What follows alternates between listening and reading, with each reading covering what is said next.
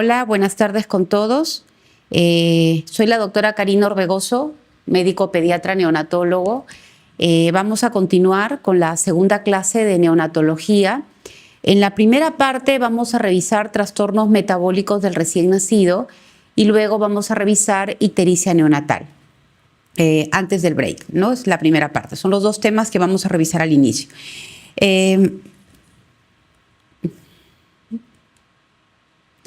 Dentro de los trastornos metabólicos del recién nacido, vamos a recordar cómo se da el metabolismo de la glucosa prenatal, ¿no? El feto va a depender del suministro de glucosa, aminoácidos, ácidos grasos libres, cetonas y glicerol, que son suplementos energéticos que transfiere su madre a través de la placenta. ¿Cuánto es el valor de la glucosa fetal? 54 miligramos por decilitro, que equivalen a 3 micromoles. Recordar que la glicemia del feto, el 60% proviene de la glicemia materna. ¿Cómo se da el metabolismo de la glucosa prenatal? Bueno, entonces la relación insulina-glucagón van a regular el balance entre el consumo de glucosa y el almacenamiento de energía. Esta alta proporción fetal va a llevar a una activación de la síntesis de glucógeno y la supresión de la glucogenólisis. La alta proporción de la relación insulina-glucagón también va a suprimir la lipólisis. ¿Y cómo se da, el metabolismo de la glucosa postnatal? El incremento de la concentración de las catecolaminas y el estímulo de la secreción de glucógeno van a producir un aumento de la relación insulina-glucagón y esto va a dar lugar a la estimulación de la glucogenólisis e inhibición de la síntesis de glucógeno. La producción de glucosa a partir de glucógeno va a proveer la cantidad de glucosa rápida para el neonato en las primeras 10 horas de vida en el recién nacido a término. Y la vía más importante para la homeostasis de la glucosa postnatal es la gluconeogénesis. Recordemos que por 4 a 6 horas de vida, los bebitos, los recién nacidos a término, van a ser capaces de poder realizar su gluconeogénesis. Y este es el tiempo que nos tomamos al inicio para la primera alimentación del bebé. Al nacer, la concentración de glucosa en sangre es el 70% del nivel materno y rápidamente va a bajar, ¿no? Puede bajar hasta 25 a 30 miligramos por decilitro. Por eso es importante que en las primeras horas de vida, lo más pronto posible, se le inicie la nutrición enteral al paciente. ¿Cómo se da la adaptación fetal neonatal? Recordemos que a través del cordón umbilical el feto va a poder recibir todos los nutrientes que necesita, pero cuando ya se clampa ese cordón umbilical, ya el niño no va a recibir esos nutrientes a través de este. Entonces, el niño tiene que ir a una adaptación metabólica después del nacimiento. Y es importante por ello darle una alimentación enteral, porque si no el bebé va a ser hipoglicemia. Existe una caída de glucosa durante las primeras 3 a 4 horas de vida.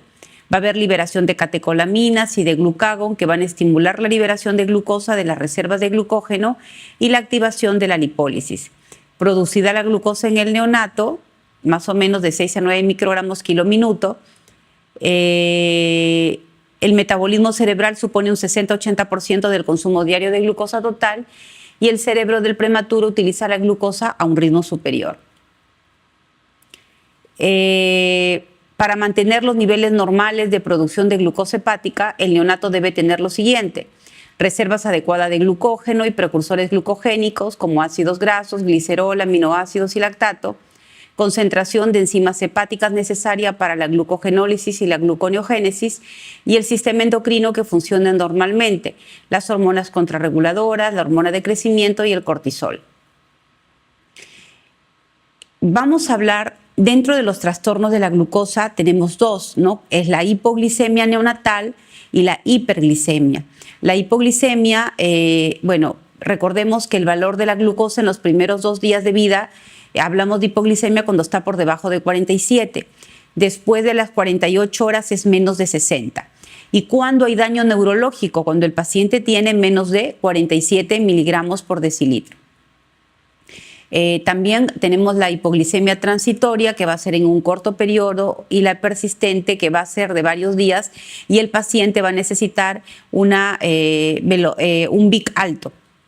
Ahora, ¿cuál es la clínica del paciente o los síntomas y signos de hipoglicemia, ¿no? El paciente va a estar irritable, va a tener episodios de apnea, cianosis, tremoroso, va a tener dificultad para alimentar, estuporoso, letárgico, taquipneico, puede hasta convulsionar, hay hipotermia, hipotonía, hay taquicardia, el niño se pone muy irritable. O también el niño puede tener tendencia al sueño, o sea, se queda dormido, no despierta. Ahora, ¿cuál es la etiología de la hipoglicemia? Bueno, tenemos la hipoglicemia transitoria y la hipoglicemia persistente o recurrente. La transitoria va a deberse a cambios asociados al metabolismo materno. También la administración de glucosa intraparto, algún medicamento que la madre ha podido recibir y ha podido llevar al paciente a hipoglicemia, ¿no? Por ejemplo, que la madre haya recibido propanolol, ritodrina, terbutalina, si la madre ha recibido algún hipoglicemiante oral, la madre con diabetes materna, también que esté asociado a algún problema neonatal, alguna enfermedad, por ejemplo, un paciente séptico. También a los bebitos con retardo de crecimiento intrauterino, ellos también hacen hipoglicemia, los asfixiados, la sepsis, la hipotermia, la policitemia también va asociada, ¿no? Por eso la hiperviscosidad, la eritroblastosis fetal, causas iatrogénicas o alguna malformación congénita cardíaca. Pero dentro de las causas de hipoglicemia persistente tenemos el hiperinsulinismo congénito, el síndrome de Bedi-Wiedemann, también la insuficiencia pituitaria, desórdenes endocrinológicos, deficiencia de cortisol, deficiencia de glucagón, deficiencia de epinefrina, algún tipo de deficiencia de alguna hormona que el paciente necesite, galactosemia, también tenemos acá un error innato de metabolismo, desórdenes del glucógeno, intolerancia a la fructosa. Bueno, acá hay una serie de causas que están asociadas a errores innatos del metabolismo. Por eso cuando yo tengo un paciente que tiene hipoglicemia persistente, tengo que echarme a buscar dentro de las causas de errores innatos del metabolismo, que la causa es larguísima, buscar cuál es la causa que me está llevando a una hipoglicemia. Entonces, la hipoglicemia transitoria va a haber alteraciones en el metabolismo materno. O sea, cuando es transitoria, aquí el factor de riesgo es la madre, no nos olvidemos de eso. Aquí, como mencioné, infusiones de dextrosa intraparto pueden generar aumento de la glicemia, aumento de la insulina fetal, y eso puede llevar a hipoglicemia. Fármacos maternos, ya mencioné, el uso de la metformina, benzotiacidas, salicilatos, tocolíticos, el propanolol, betabloqueadores. ¿Qué pasa con el hijo de madre diabética? ¿Por qué el hijo de madre diabética hace hipoglicemia? La madre está sometida a una hiperglicemia intermitente. Esto va a llevar a una hiperglicemia fetal.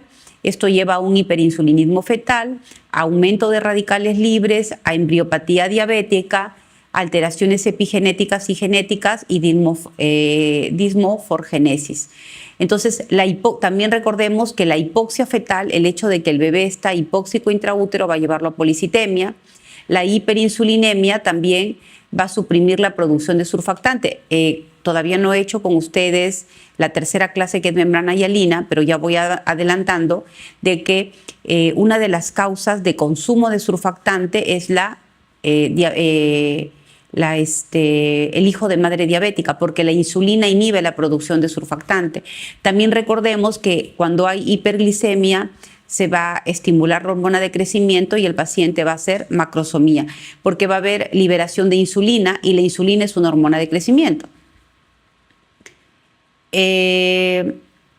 Aquí lo que tenemos es que entonces, bueno, finalmente es lo mismo, ¿no? O sea, ¿qué pasa cuando tenemos un hijo de una madre diabética? El hijo de madre diabética finalmente va a ser distrés respiratorio porque la insulina va a inhibir la producción de surfactante, va a haber macrosomía o algunas otras malformaciones porque va a haber una alta cantidad de insulina y la insulina es una hormona de crecimiento y esto hace que el paciente sea macrosómico, pero también puede causar hipoxia en el paciente.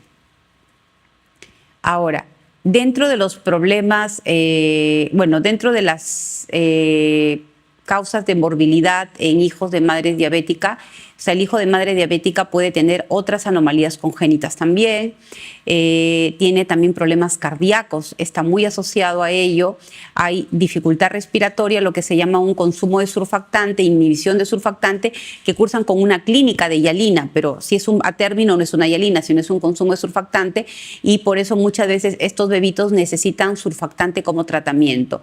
También hacen ictericia, hipoglicemia, hipocalcemia, hipomagnesemia, macrosómicos. También estos bebitos, por la misma macrosomía que tienen, pueden hacer parálisis de plexo braquial, ¿no? De Duchenne, Clan. También estos bebitos hacen trombosis de la vena renal, policitemia, visceromegalia y tienen predisposición en el futuro a hacer obesidad, a hacer diabetes. Dentro de las malformaciones tenemos que también están asociados a problemas faciales, esqueléticos del tubo neural, cardiovasculares, genitourinarios y agenesia caudal. Los más frecuentes son cardiovasculares, puede ser una pregunta de examen. Ahora, en la hipoglicemia transitoria, en los problemas neonatales, la obesidad materna va a llevar a resistencia a la insulina. Va a haber también en los bebitos retardo de crecimiento intrauterino, pequeño para la edad gestacional. También el bebés pueden ser prematuros, va a haber encefalopatía, infección, hipotermia y policitemia. Ahora, el hiperinsulinismo es una de las causas de hipoglicemia recurrente y persistente. La incidencia es 1 en 5.000, ¿no? Está asociado a un problema genético.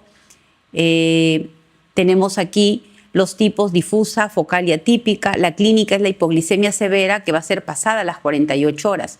En los exámenes de laboratorio vamos a encontrar un dosaje de insulina alto con péptido C incrementado.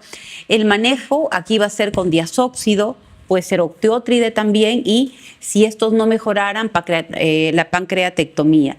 Pero, ¿qué pasa con estos pacientes? Como hacen hipoglicemias persistentes, finalmente terminan en daño cerebral.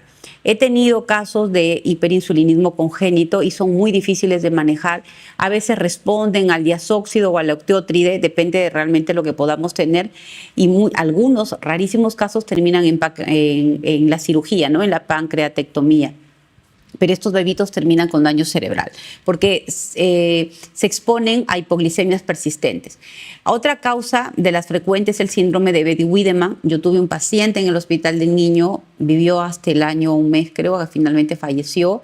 Y este paciente era un paciente que tenía daño cerebral severo por las hipoglicemias persistentes que había hecho. Tenía la macrosomía, la macroglosia, tuvieron que operarlo de la lengüita, ¿no? Porque ya la lengua no permitía que el paciente pudiera ventilar, terminó con traqueostomía. También van asociados a un falocele. Ahorita tengo un paciente en el Hospital San Bartolomé con un falocele gigante, con hipoglicemias persistentes, que está en estudio para síndrome de Bédy-Wiedemann.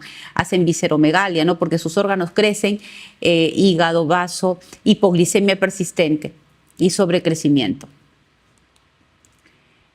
También otra causa es el hipopituitarismo. En estos bebitos va a haber hipoglicemia en la etapa postnatal, predominio más en los varones, va a haber hipocortisolismo durante la hipoglicemia, hipotiroidismo es común, están también asociados a hipófisis aplásica o hipoplásica y el manejo es la hormona de crecimiento.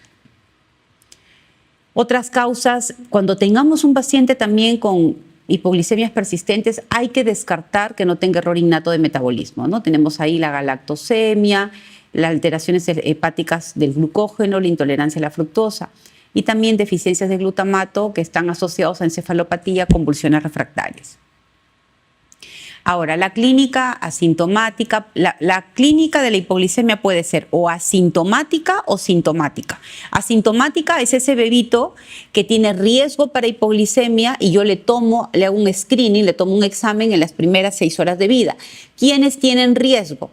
Pacientes pequeños para la edad gestacional, con prematuros, hijos de madre diabética.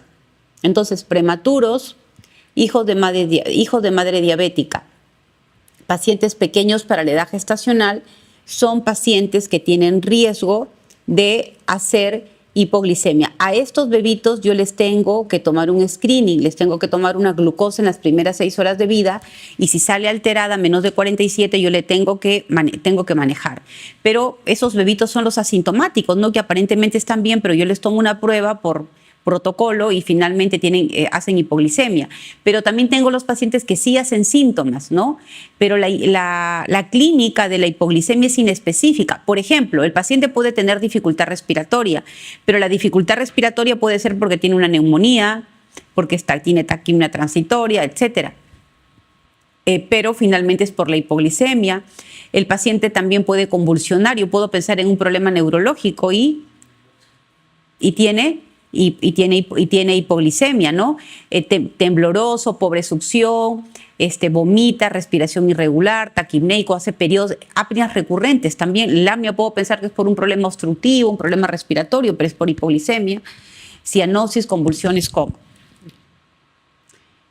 Bueno, para el diagnóstico hay que tener las tiras reactivas, que es un método de screening. Los valores deben ser confirmados por un valor de una glucosa sérica.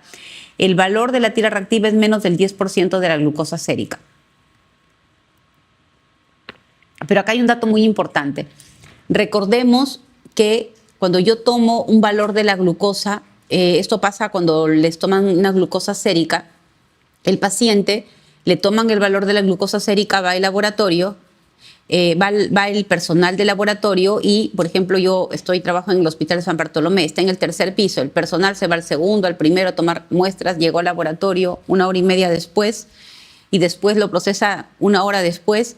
El valor de la glucosa va a salir bajo, pero ese valor de glucosa no es real, porque finalmente esa glucosa se ha terminado de consumir.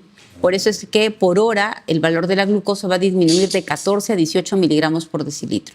Por eso es importante que se procese la muestra inmediatamente. El manejo de la hipoglicemia, primero hay que detectar grupos de riesgo, prematuros, ahí está, hijo de madre diabética, bebé PEC, retardo de crecimiento intrauterino, se me había olvidado, grande para la edad gestacional, macrosómico o que tenga una enfermedad aguda, ¿no? Un paciente, por ejemplo, asfixiado que entra y yo le tomo un valor de glucosa, pero ya no, ahí no me haría una hipoglicemia asintomática, sino ya probablemente si hay una enfermedad aguda y es sintomática. Entonces corrijo la hipoglicemia, y también identificar el manejo de la hipoglicemia. Los asintomáticos, se tiene que tomar la glucosa en las primeras 4 horas preprandial, ahí ha habido un error, y también los sintomáticos en las primeras 4 horas preprandial. Preprandial es antes de la toma de la leche. ¿Cuál es el manejo de la hipoglicemia? La infusión de dextrosa parenteral, ¿no? Si yo tengo un paciente que tiene hipoglicemia sintomática, bueno, lo primero que tengo que hacer es colocarle un bolo de dextrosa al 10% a 2 mililitros por kilo. Bueno, acá está, sintomático, ¿no? Y le coloco una dextrosa con un BIC. El BIC normalmente se empieza de 4 a 6, en promedio 5, con el BIC que yo empiezo. Y el control de la glicemia, una hora después del cambio del endovenoso, yo tengo que tomar un control. Y si el paciente no mejora, puedo aumentar el BIC de 1 a 2 miligramos kilo minuto por cada hora. Cada 1 o 2 horas, hasta que se normalice, pero no debería de pasar de 12 miligramos por kilo minuto. O sea, ese debería ser mi tope, 12. Cuando yo ya llego a 12 miligramos kilo minuto, significa que estoy utilizando altas concentraciones de dextrosa. Cuando yo ya llego a 12 y no mejora, tengo que tomar una muestra crítica para descartar otras causas y ahí es el inicio de la hidrocortisona.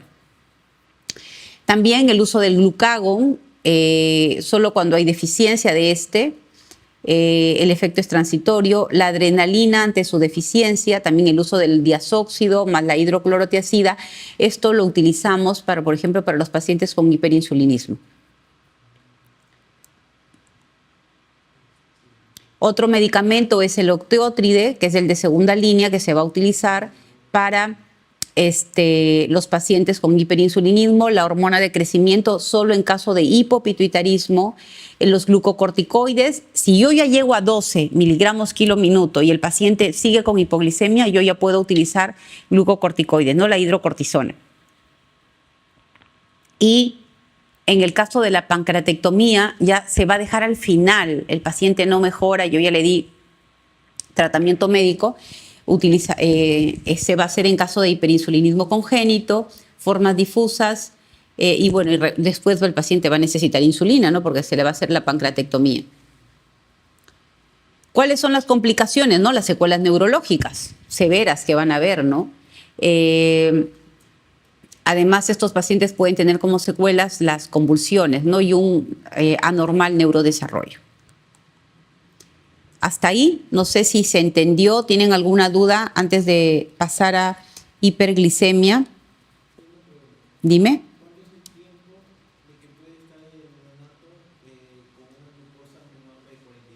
No, el tiempo debe corregirse lo más pronto posible, porque cuando el tiempo sigue pasando, el paciente va a hacer si el tiempo sigue pasando, va a haber mayor daño neurológico. O sea, en lo más pronto, ni bien lo diagnosticas, tienes que corregirlo, porque si más te demoras en corregirlo, no piensas en el diagnóstico, el paciente está haciendo hipoglicemia persistente y el daño neurológico se va a dar.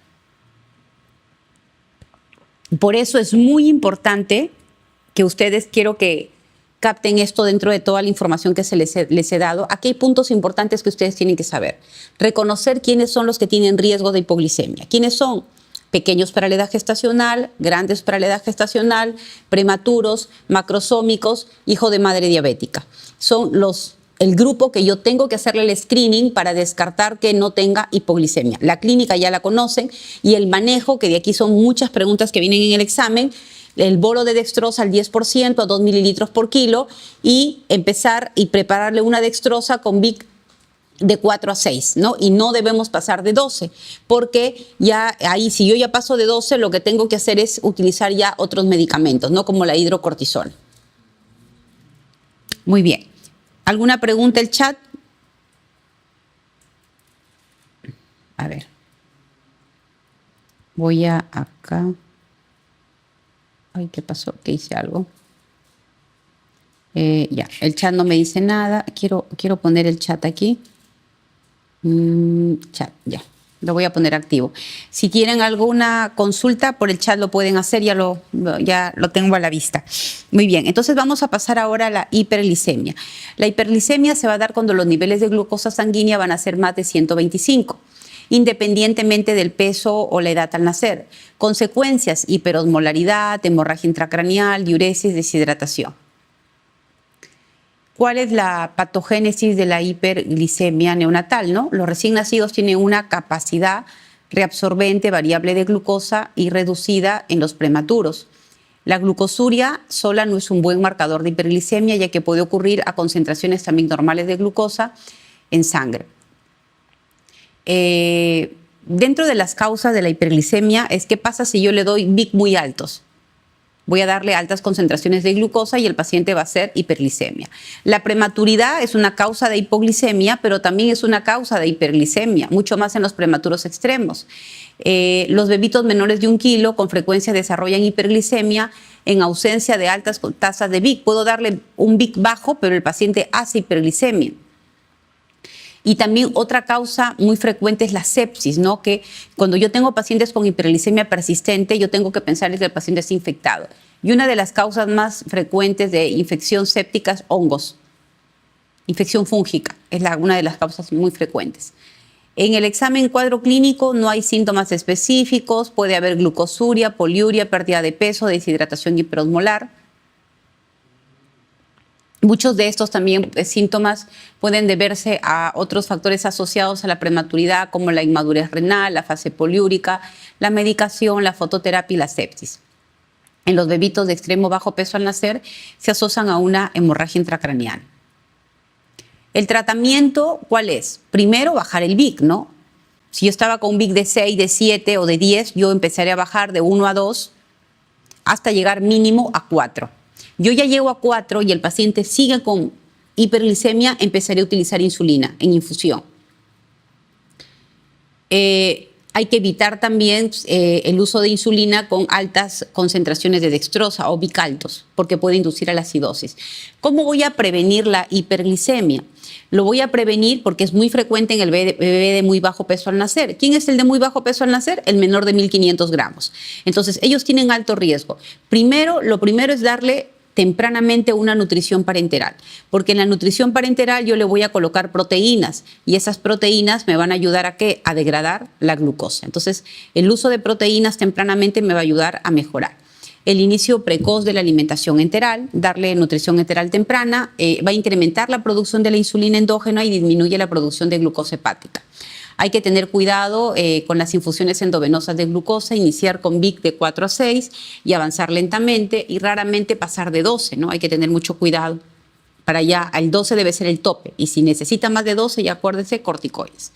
Hasta ahí hemos terminado lo que es hiperglicemia. ¿Alguna pregunta que tengan? ¿El chat qué me dice? El chat no me dice nada. Ya.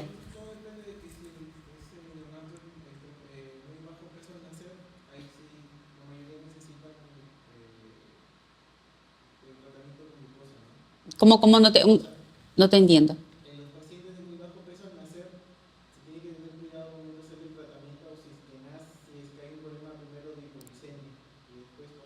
Claro, el bebé de extremo bajo peso al nacer. El de muy bajo peso al nacer es menos de 1.500. El de extremo bajo peso al nacer, el menor de 1 kilo, es el que tiene más riesgo de hacer hiperglicemia. Al inicio te hace hipoglicemia y otra complicación más o menos tercer o cuarto día hace hiperglicemia. Pasamos al metabolismo. Doctora, buenas tardes. En el caso de la hipoglicemia hay un término que se usa que es minibolo. ¿Cuál es la dosis? No. Bueno, yo nunca he escuchado ese término de minibolo. Primera vez que lo escucho. Cuando tenemos a un paciente que tiene hipoglicemia, lo que nosotros tenemos que hacer, perdón. Acá está. Aquí está. Lo que mencioné, si el paciente tiene hipoglicemia, lo que tengo que colocar es el bolo de dextrosa al 10% a 2 mililitros por kilo. Por ejemplo, si el bebé pesa 3 kilos, empezaré con una dextrosa. Pondré ¿cuánto al 10%? 6 mililitros, porque pesa 3 kilos, ¿no? 6 mililitros en bolo y le prepararé una dextrosa con un VIC de 5, por ejemplo, ¿no? Y dependiendo a la hora tomo un control, si mejora lo mantengo, pero si no mejora, le tendré que aumentarle el VIC de 6, de 5 lo subiré a 6 o a 7, puedo subirle de 1 a 2 puntos, hasta máximo llegar a 12. No sé si se entendió, Steffi.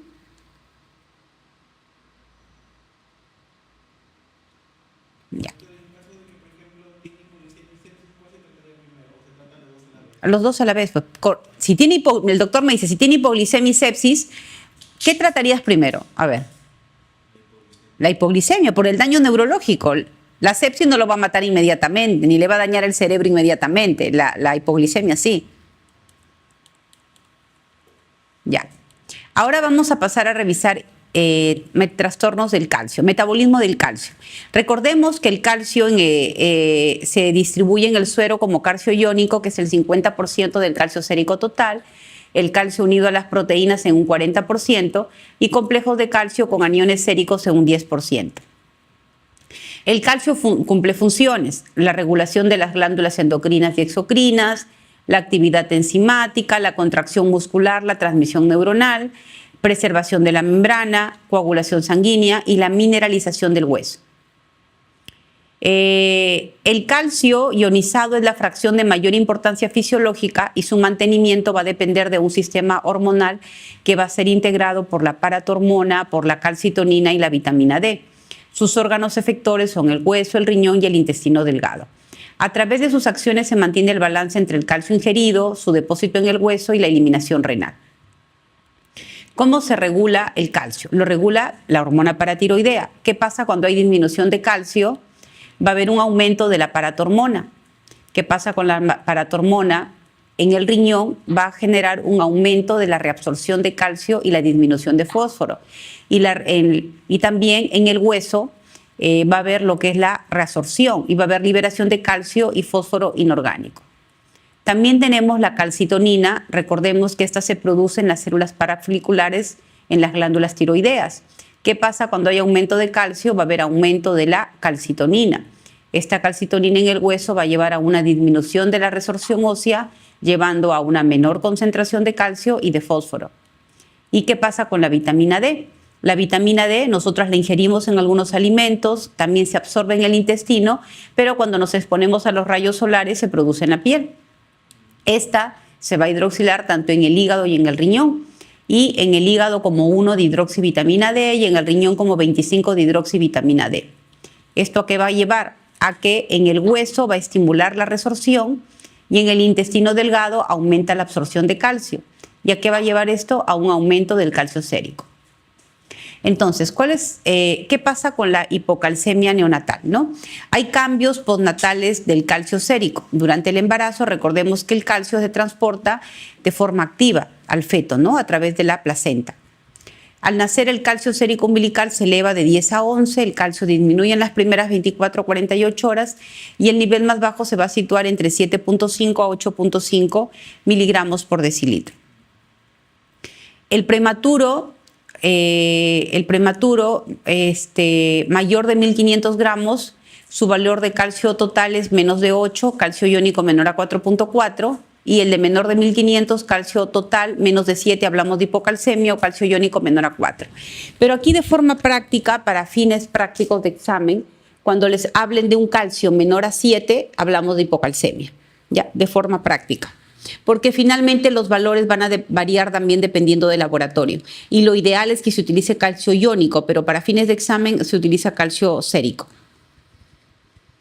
Ahora, ¿cuál es la causa de la etiología de la hipocalcemia? La prematuridad es una causa. ¿Por qué? Porque el prematuro tiene inmaduro todo, y dentro de ello las glándulas paratiroideas. Va a haber una falta de respuesta periférica a la paratormona, bajos depósitos de calcio. El hijo de madre diabética no solamente hace hipoglicemia, atentos, porque les ponen un caso clínico y todos dicen hipoglicemia y es hipocalcemia. El hijo de madre diabética no solo hace hipoglicemia, hace hipocalcemia, porque tiene niveles de calcitonina muy elevados, paratormona más bajos que en neonatos normales.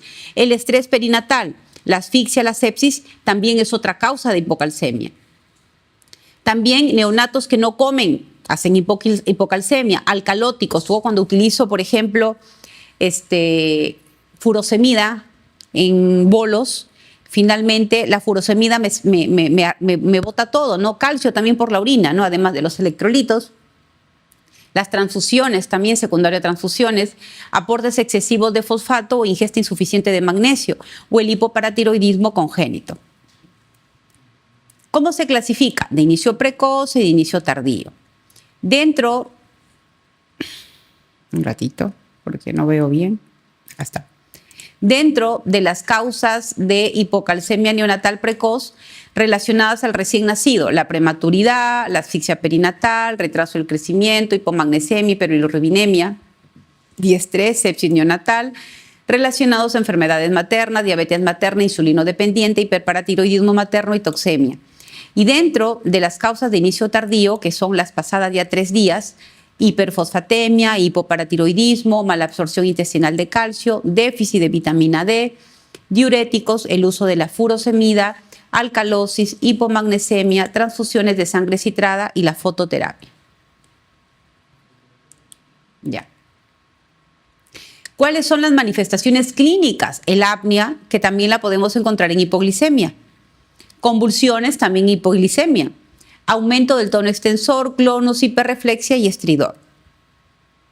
Ahora, ¿en qué casos? Bueno, yo esto lo coloco, no creo que esto les pregunten en el examen, pero yo siempre les pregunto a mis residentes, ¿en qué caso le colocas gluconato de calcio, no? Y hay un concepto que ya, gracias a Dios, está cambiando, que es que siempre decían, paciente en NPO, gluconato de calcio. No está bien, porque el calcio tiene efectos adversos, ¿no?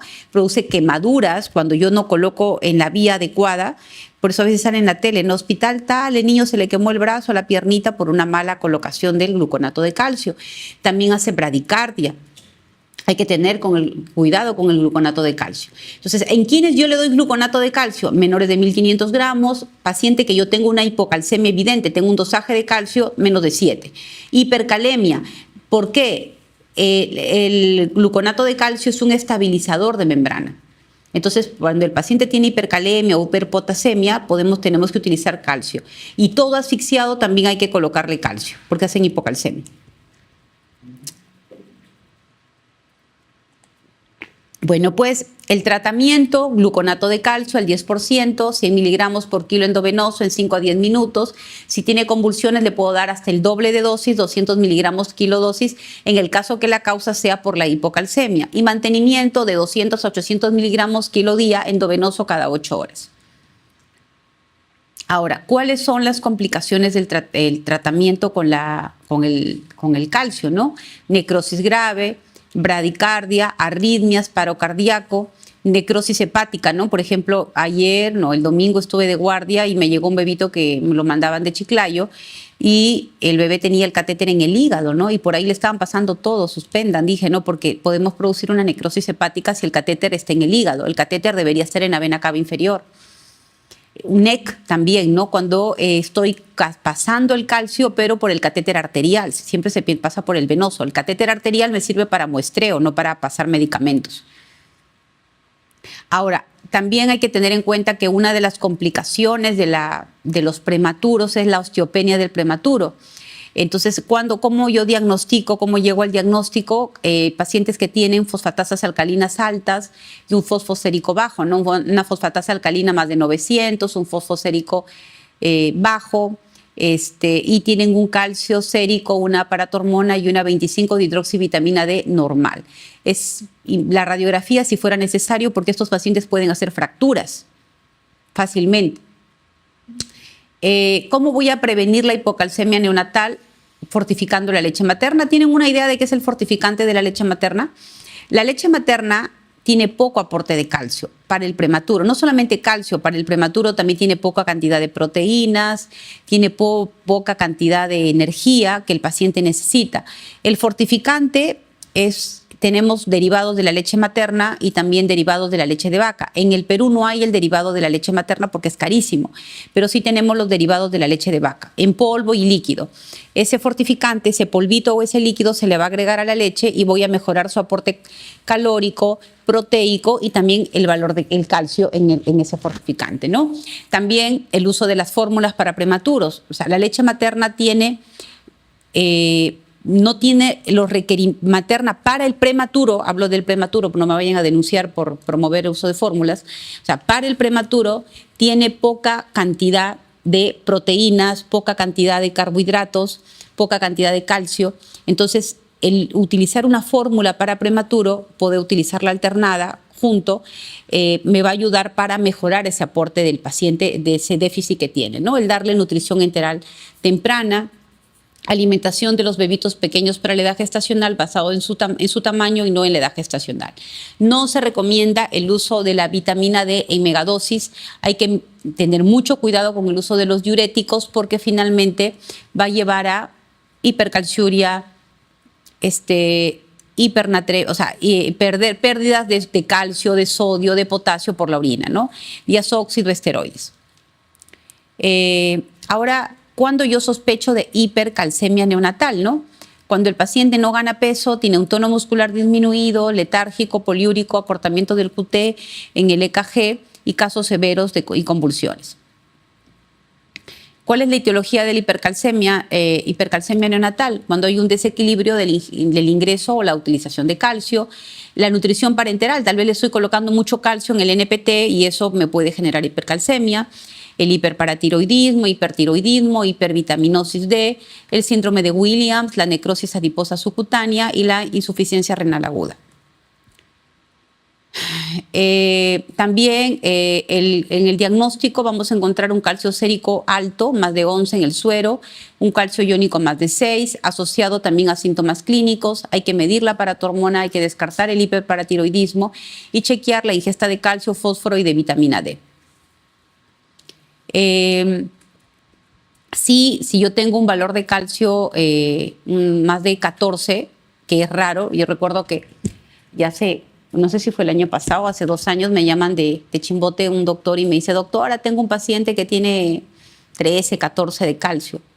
¿Cómo está tu bebé? Bien, doctora. Tómale otro valor, tómale nuevamente una muestra. Probablemente ha habido un error, le digo, porque es raro que tengas. Yo nunca he tenido un paciente con un calcio más de 10.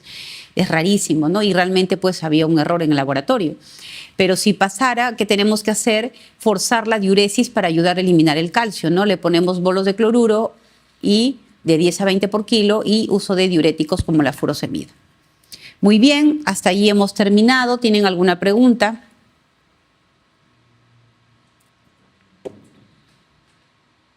Ya. Entonces yo pregunto, a ver, tenemos un bebé varón de 48 horas de vida que presenta hipoactividad, polipnia y plétora. Tiene una edad gestacional de 42 semanas por capurro, madre con preeclampsia leve, laboratorio, leucocitos normales, hematocrito de 70, glucosa de 55. ¿Cuál es el diagnóstico? A ver, ¿qué dicen? ¿Qué dicen el resto? ¿Qué dice el chat?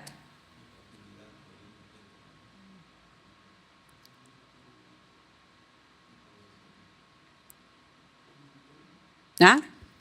A ver, el doctor me dice hipoglicemia. Ya, la primera respuesta que yo escuché, nunca se lancen tan rápido. Primero, razonen la pregunta. Este bebito tiene 48 horas de vida y tiene hipoactividad, está durmiéndose, está polimneico, pero acá hay un dato muy importante, está pletórico. Tiene 42 semanas, madre con preeclampsia y en laboratorio tiene un hematocrito de 70. Bueno, no lo he mencionado, pero hablamos de policitemia cuando el valor es mayor de 65%. Y la glucosa está normal, tiene 48 horas de vida. ¿Qué dije? Menos de 48 horas, hablamos de hipoglicemia, menos de 47. Pasadas las 48 horas, menos de 60. ¿Cuál es el diagnóstico? Policitemia. ¿De acuerdo? Muy bien. Estas preguntas nos ayudan a entrenarnos para no confundirnos, ¿no? A ver, ¿cuál es el tratamiento inicial de la hipoglicemia sintomática en el recién nacido? Glucosa al 10%, 2 mililitros por kilo endovenoso. Muy bien. Tenemos un neonato de 3 días, prematuro de 36 semanas, que no tolera la leche y por un cuadro de dificultad respiratoria, catalogado como una taquimia transitoria. Presenta irritabilidad, temblores en las extremidades y tetania. ¿Cuál es el diagnóstico más probable?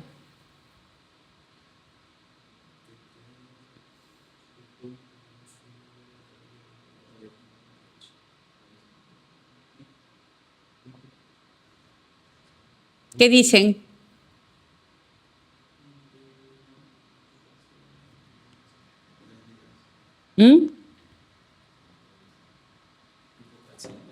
Hipocalcemia, porque, a ver, le dice que no come, ¿ya? Y tiene irritabilidad, temblores, hasta ahí yo digo hipoglicemia, ¿no? Lo puedo pensar. Pero tetania ya no es hipoglicemia, eso es hipocalcemia. Muy bien. Recién nacido de 3 días con peso de 3 kilos, presenta tremores, sudoración fría, succión pobre y glicemia de 30. ¿Cuál es la conducta a seguir? ¿Es una hipoglicemia sintomática o asintomática? ¿Ya qué van a hacer? Ya, ¿no? Destroza el 10% en bolo a 2 mililitros por kilo y luego manejamos un BIC de 4 a 8. Recién nacido de 5 horas con peso de 2,5 kilos y glicemia de 24. El tratamiento inicial es la administración endovenosa de dextrosa ¿al cuánto? ¿Y cuántos mililitros por kilo? 2. La letra B. Muy bien. Recién nacido por cesárea con antecedente de preeclampsia materna. 3 horas después de su nacimiento tiene dificultad respiratoria y vomita. Al examen está con una frecuencia respiratoria de 70. Tiene cianosis distal, no hay soplo cardíaco, Murmullo vesicular sin alteraciones con un hematocrito de 69 y una glucosa de 45. ¿Cuál es el diagnóstico más probable?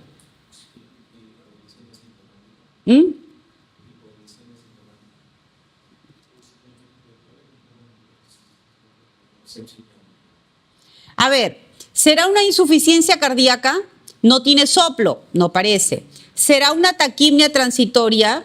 La taquimia transitoria es cierto que tiene como factor de riesgo la cesárea, que este paciente lo tiene, pero la dificultad respiratoria es inmediatamente el bebé nace. Difícil. ¿Será una sepsis neonatal? ¿Qué factor de riesgo tiene para sepsis? Su factor de riesgo es la preeclampsia. Eso no es un factor de riesgo para sepsis. O es una hipoglicemia sintomática porque tiene un valor de 45 o es una policitemia sintomática. ¿Cuánto es el hematocrito? 69, más de 65. Y acuérdense que la policitemia va con hipoglicemia. Tiene cianosis distal. También es parte de la clínica también de la policitemia. Tiene cianosis distal, te dice. En la cara, en el pecho. Entonces, esto es una policitemia sintomática. Tenemos a un recién nacido a término con asfixia. La infusión de glucosa que debe administrarse es 10, porque lo has leído en un banco seguro. Yo nunca he dicho que 10 es el BIC. Debe administrarse miligramos kilo minuto, dice. A ver, ¿yo por qué te respondo así? Ya, ¿por qué te respondo así? Porque esta pregunta, cuando yo ingresé a trabajar aquí en el año 2015, no, ¿qué año ingresé a trabajar aquí? Tengo 9 años, en el 2014. En el 2014 yo ingreso a trabajar y a mí yo no entré a dictar teoría. Me mandaron de gerente a banco. No sé qué pasó con el docente de ese tiempo. Y me mandaron a banco de preguntas y me dan esta pregunta, pero ya me dan la respuesta. Y la respuesta era 10. Y yo decía, ¿pero cómo vamos a empezar con un BIC de 10? Siempre se empieza con BIC de 4 a 6. Entonces, cada vez que yo corregía la respuesta y cuando yo preguntaba en las clases, porque en ese tiempo eran más grupos, todos me decían 10. Y yo decía, ¿pero por qué 10? Porque lo has leído en el banco, porque no puede ser 10. Estaba mal la respuesta. O sea, eso fue una pregunta de San Marcos y todo el mundo copiaba esa respuesta y la decía como que la cantaba, pero no tenía lógica ni sentido. No puede ser 10. Es 5 la respuesta. Se empieza con un BIC de 4 a 6. Es BIC, doctor, usted se está confundido con dextrosa. Ahí dice, es miligramos kilo minuto, es BIC. Es 5, ya, muy bien. Por eso te contesté así. Ya. Recién nacido de 2 horas de vida que nace por cesárea con peso de 4,5 kilos, diaforético y convulsiones.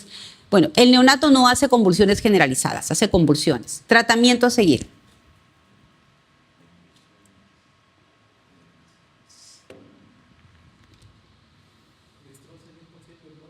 ¿Por qué? ¿Y por qué no le das fenobarbital?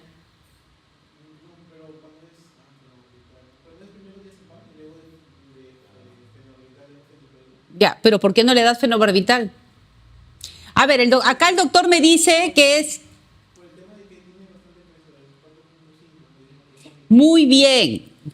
Esta es una pregunta tramposa. Ya, tú me has dado la respuesta, solo que te he querido molestar un poquito.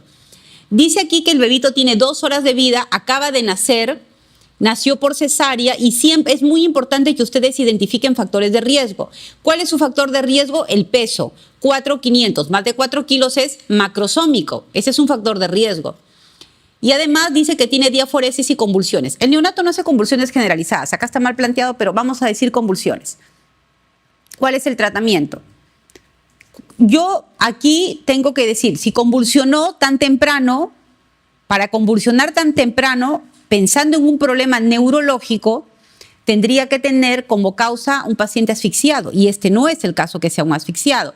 Entonces me aleja la posibilidad de que sea por un problema neurológico. Pero sí hay un factor de riesgo muy importante, que es macrosómico. Entonces, probablemente es una convulsión teniendo como causa la hipoglicemia, ¿no? ¿Por qué hipoglicemia? ¿Por qué? Por la pancreosomía. ¿Cuál sería la respuesta aquí? Dextrosa al 10%, embolo. Muy bien. A ver, ¿cuál es el principal trastorno metabólico neonatal que puede dejar secuelas neurológicas? Esta está fácil, ¿no? La hipoglicemia. Muy bien. Ahora, hasta ahí hemos terminado de hipoglicemia. Vamos a pasar ahora a ictericia neonatal. Miren, la ictericia neonatal se define como la coloración amarillenta de la piel y mucosas por depósito de la bilirrubina, ¿no? Entre el 25 al 50% de todos los bebés a término y un porcentaje más de los prematuros van a desarrollar una ictericia relevante desde el punto de vista clínico, alcanzando un pico máximo a las 48-72 horas en el a término y a los 4 a 5 días en el prematuro. La hiperbilirrubinemia es un concepto bioquímico que va a indicar que una cifra de bilirrubina plasmática superior a la normalidad. Clínicamente se observa cuando es más de 5. Ahora, ¿cuál es la epidemiología de esta patología? En el Perú, por cada 1000 recién nacidos vivos hay 39 con ictericia. Aquí yo no sé si alguno de nosotros hizo ictericia cuando nació, no lo sé. Es muy frecuente esta patología. 50-70% van a presentar ictericia luego de las 48 horas de vida, pero es muy frecuente en el prematuro y 60% en el a término. Y el 5% necesitan tratamiento. Ahora, ¿cómo se da el metabolismo de la bilirrubina? Yo quiero que aquí presten atención porque si entendemos este cuadrito vamos a entender la clase. Recordemos que la bilirrubina se va a producir, se va a metabolizar en el vaso, en el hígado y en el riñón. Proviene del 75% del catabolismo de los eritrocitos y el 25% de una eritropoiesis inefectiva. Entonces, en el vaso, ¿qué pasa? Esta hemoglobina se va a convertir por medio de la M-oxigenasa en biliverdina. Esta biliverdina, por medio de la biliverdina reductasa, se convierte en bilirrubina insoluble, que es la bilirrubina indirecta. Esta bilirrubina indirecta, para que salga al torrente sanguíneo, necesita una compañía. ¿Quién es su compañía? La albúmina. Entonces, se tiene que unir a la albúmina para irse por todo el torrente sanguíneo. Pero cuando tiene que continuar con su metabolismo, para que se convierta de bilirrubina indirecta a directa, tiene que llegar al hígado. ¿Quién lo recibe en el hígado? Las ligandinas, ¿no? Las ligandinas que son la Y y la Z. Pero las ligandinas le abren la puerta y le dicen, vas a pasar, pero sola. Se despide de la albúmina y la bilirrubina indirecta pasa sola al hígado por medio de las ligandinas. Esta bilirrubina indirecta, por medio de la glucuroniltransferasa, se va a convertir en bilirrubina directa. Y esta bilirrubina directa se va a eliminar por los canalículos biliares al intestino, en donde se va a eliminar como estercobilina y por el riñón como urobilinógeno. Pero ¿qué pasa con esta bilirrubina directa cuando ya llega al intestino y el paciente tiene un aumento de la circulación enterohepática? Por ejemplo, un paciente deshidratado que no toma leche. Esta bilirrubina directa que se está excretando se va a convertir por medio de la beta-glucuronidasa, se va a volver a convertir en bilirrubina indirecta. Entonces, esta bilirrubina indirecta va a seguir nuevamente, va a pasar al torrente sanguíneo. ¿Se entendió? Ya, entonces la bilirrubina indirecta, recordemos, se metaboliza, se forma ¿dónde? En el vaso. Llega al hígado como bilirrubina indirecta, pero se va a eliminar del hígado como bilirrubina directa. Por medio de los canalículos biliares llega al intestino y se elimina como estercobilina y al riñón como urobilinógeno.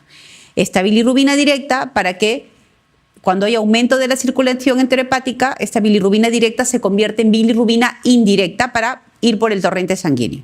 ¿Se entendió hasta ahí? Si entendemos esto, vamos a entender lo siguiente. Ahora, ¿cuáles son las causas de ictericia neonatal? Según el mecanismo de producción, aumento de la producción de bilirrubina. Más producción de bilirrubina, por ejemplo, ¿en qué casos hay más producción de bilirrubina? Un paciente con un problema de una anemia hemolítica, una hemólisis. Mayor degradación de glóbulos rojos, más producción de bilirrubina. Déficit de transporte, no se puede transportar la bilirrubina, aumenta.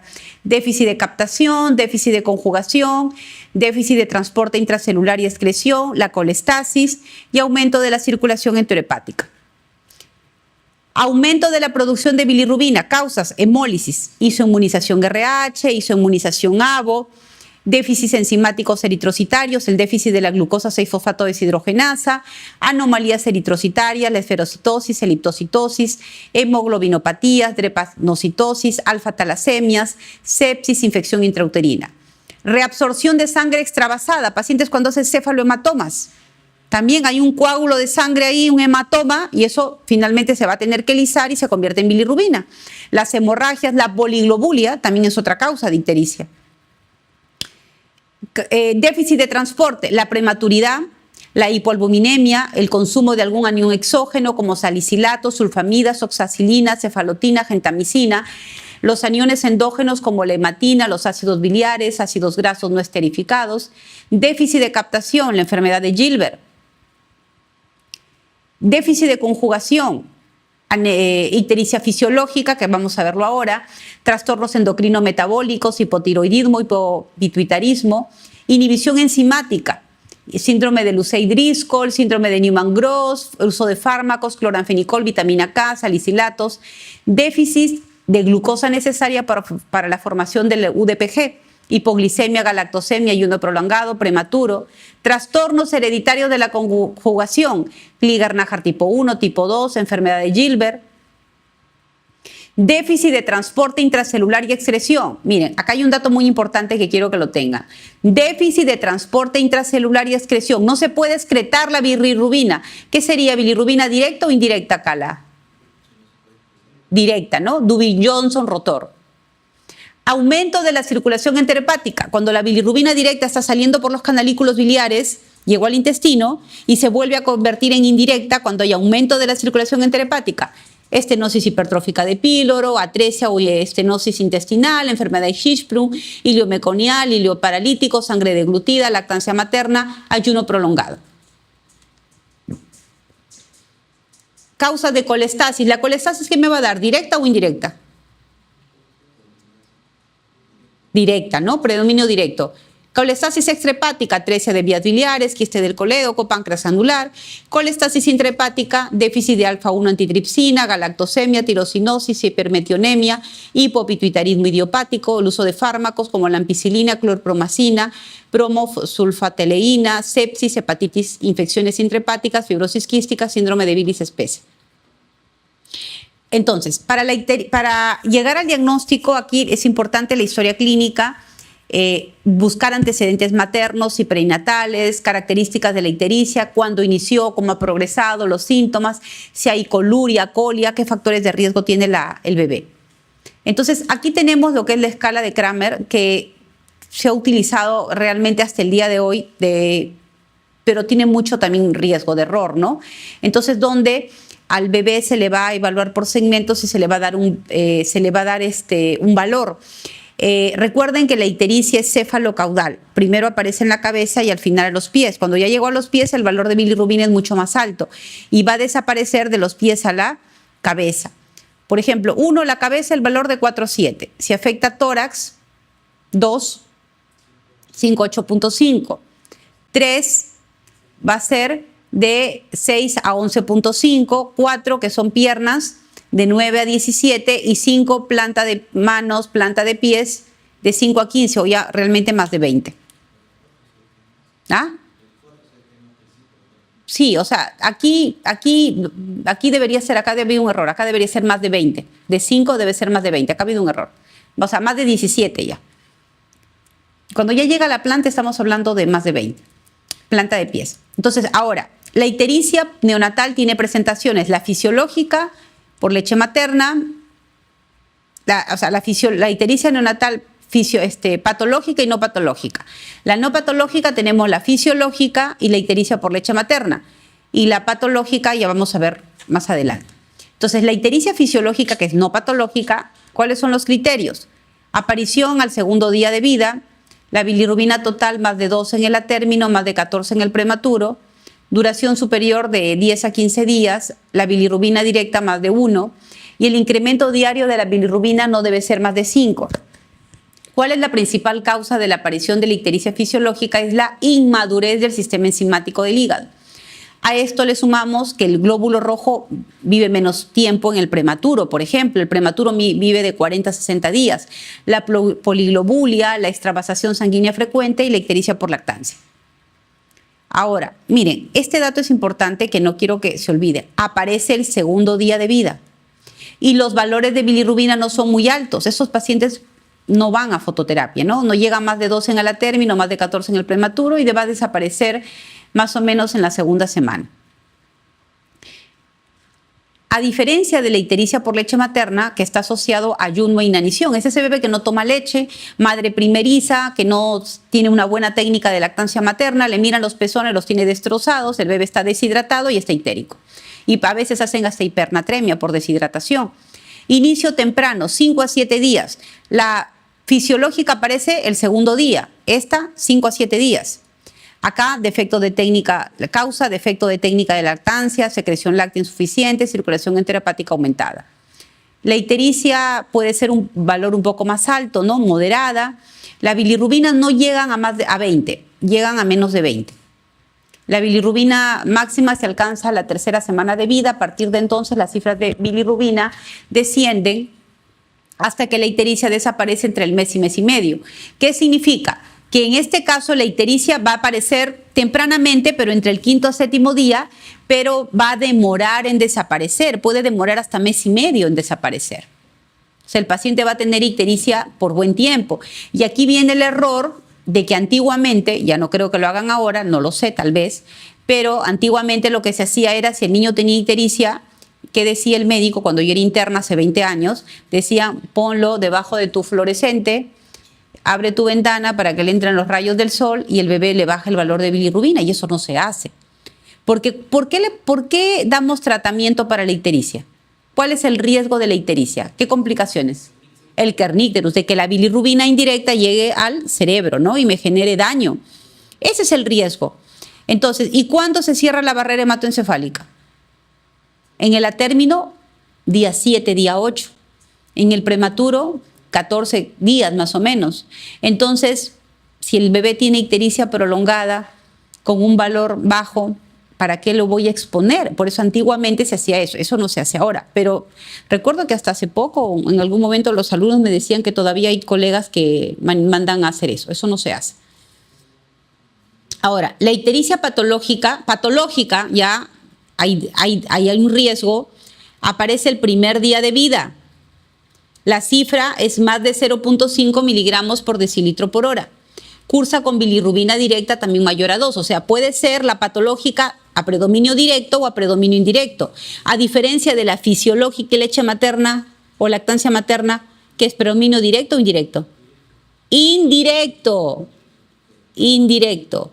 La ictericia no patológica, como la fisiológica y por leche materna, es a predominio indirecto, no te confunda, indirecto. Y la patológica puede ser indirecto o directo, cualquiera de las dos.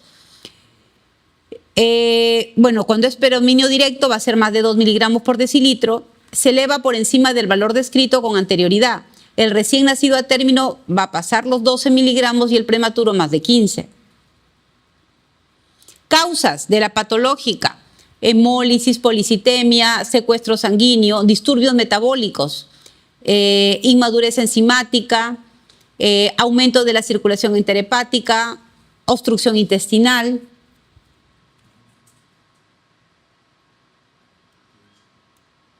Un ratito. No puedo, un ratito, espérenme.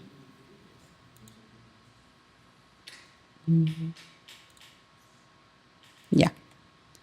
Ahora, los factores de riesgo. Es importante que identifiquemos factores de riesgo. ¿Cuáles son los principales factores de riesgo para ictericia, no? Bueno, que el paciente esté en zona de riesgo, ya. Ictericia observada en las primeras 24 horas. Si yo tengo un paciente que tiene ictericia primeras 24 horas, hay que estar atentos. Incompatibilidad de grupo, bebés de 35 a 36 semanas, hermano anterior que reciba fototerapia, cefalohematoma o hematomas significativos, pacientes que tomen solamente leche materna pero que tengan una mala técnica de lactancia, ¿no? Riesgos menores de edad gestacional 37 o 38 semanas, ictericia observada antes del alta, hermano anterior con ictericia, recién nacido macrosómico de madre diabética, edad más de 25 años y los varoncitos. Los varones tienen un factor de riesgo en el periodo neonatal, tienen alto riesgo de morir o alto riesgo de complicaciones. El sexo débil, acá puros hombres hay ahorita en la clase, en el periodo neonatal, Ahora, ¿cuáles son las causas de ictericia? Miren, para que ustedes identifiquen causas de ictericia el primer día de vida. Incompatibilidad RH-AVO. ¿Acá qué sería? ¿Directo o indirecto? Indirecto. Indirecto. Y no es para que lo adivinen. ¿Y por qué indirecto? Porque al haber una incompatibilidad RH, ¿qué va a haber? Hemólisis. ¿Y la hemólisis qué me va a producir? Bilirrubina indirecta. ¿Se entiende, no? Ya. Por eso les decía que tienen que entender bien el metabolismo de la bilirrubina. La infección perinatal crónica, esto es TORCH. ¿Cuál sería la causa acá? ¿Directo o indirecto? Directo. TORCH afecta el hígado. Directo. Segundo, tercer día, incompatibilidad TAVO. ¿Qué sería? ¿Directo o indirecto? Indirecto. Sepsis, ¿qué sería? Directo. Puede ser directo o indirecto, cualquiera de los dos, pero más va para directo. Policitemia, indirecto. La prematuridad, indirecto. Cefalohematoma, indirecto. Ictericia fisiológica. Patología hemolítica congénita. Patología hemolítica adquirida, indirecto. Cuarto a quinto día, sepsis. Hijo de madre diabética, indirecto. Síndrome de Klinger-Nájar o de Gilbert, indirecto. Ya ven, ahora los estoy entrenando, muy bien. Después de la primera semana de vida, hepatitis neonatal, directo, ¿no? Porque se afecta el hígado. Obstrucción anatómica intrínseca de las vías biliares por atresia congénita de las vías, directo. Síndrome de bilis espesa. Hipotiroidismo congénito. Indirecto prolongado. Esas ictericias prolongadas que no mejoran, hay que descartar hipotiroidismo congénito. El hipotiroidismo congénito, del 100% de pacientes que tienen hipotiroidismo congénito, solamente un 5% hace clínica, 95% son asintomáticos. De ese 5%, dentro de la clínica es la ictericia prolongada. Infección adquirida en el periodo neonatal. Directo. Se afecta el hígado. Hay hepatomegalia. Relaciónenlo así. Galactosemia. Directo. Directo, sí. Infecciones directas. Exactamente. Directas. Sepsis, directo. Síndrome de Turner, sepsis, anemia hemolítica congénita, ictericia por leche materna. Indirecto, pues. Ictericia por leche materna, acuérdate de la circulación enterhepática. ¿Y qué se produce? De la directa se convierte en indirecta. ¿Ah? El Turner, la verdad no, ahí sí lo tengo ahí, pero no te podría pedir. Yo me imagino que tiene que ver con indirecto. Me imagino, no lo tengo claro, porque es raro, solamente que lo mencionaba la literatura. O sea, no te puedo decir, no lo tengo claro. Pero ictericia por leche materna es indirecto. Acuérdense lo que les dije, dentro de las causas de ictericia no patológica, la ictericia por leche materna o la fisiológica hacen predominio indirecto. Ya. Ahora, cuando yo tengo un paciente con ictericia, tengo que pedirle exámenes de laboratorio. Le pido grupo y factor RH, detección de anticuerpos maternos prenatales, no lo que es el test de Cummins directo, grupo y factor, Cummins directo al bebé, frotis de sangre periférica, reticulocitos, hematocrito. Es importante descartar hipotiroidismo, sepsis, TORCH, hepatopatía. El uso de la nutrición parenteral prolongada también es otra causa que me va a generar ictericia directa, a predominio directo, porque acuérdense que como lo que se pasa en la nutrición parenteral se va a metabolizar en el hígado, daña el hígado y eso genera ictericia directa. Déficit de la glucosa 6-fosfato deshidrogenasa es indirecto y indirecto. Ahora, ¿qué pasa con la ictericia neonatal, bueno, yo pido bilirrubinas, grupo RH del recién nacido y la madre. Pero si la causa es bilirrubina directa, o sea, está elevada, ¿yo en qué pienso? En sepsis, en TORCH, atresia de vías biliares, síndrome de bilis espesa, síndrome colestásico, quiste del colédoco, fibrosis quística, galactosemia, déficit de alfa-1 antitripsina. Pero si la ictericia es a predominio indirecto, yo tengo que tomar dosaje de reticulocitos, CUM directo, frotis de sangre periférica, hemoglobina y hematocrito. Ahora, si el CUM directo me sale positivo, yo digo esto es una isoinmunización RH o una incompatibilidad TAVO. Pero si el CUM directo me sale negativo, yo tengo que evaluar el hematocrito. Y en el hematocrito miraré si es normal o bajo o alto. Si el hematocrito es normal o bajo, yo diré, hay que verle la morfología de los glóbulos rojos. Si hay alteraciones, buscaré, ¿hay alteraciones específicas o alteraciones no específicas? Dentro de las alteraciones específicas, tengo que descartar esferocitosis, eliptocitosis, pignocitosis. Y si son alteraciones no específicas, deficiencia de la glucosa 6-fosfato deshidrogenasa, déficit de la piruvato quinasa, talasemia, CID. Ahora, pero si el y si los glóbulos rojos son normales, puede ser por una sangre extravascular, una circulación intrahepática aumentada, una causa endocrino-metabólica o el consumo de alguna droga o alguna hormona. Si el hematocrito es alto, ¿en qué voy a pensar? Transfusión materno-fetal, pinzamiento tardío de cordón, pensando en una policitemia.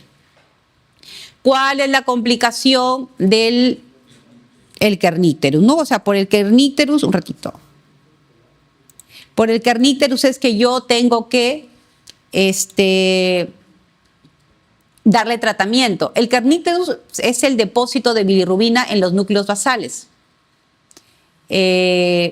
Ahora, puede ser la clínica inicial, intermedia y avanzada.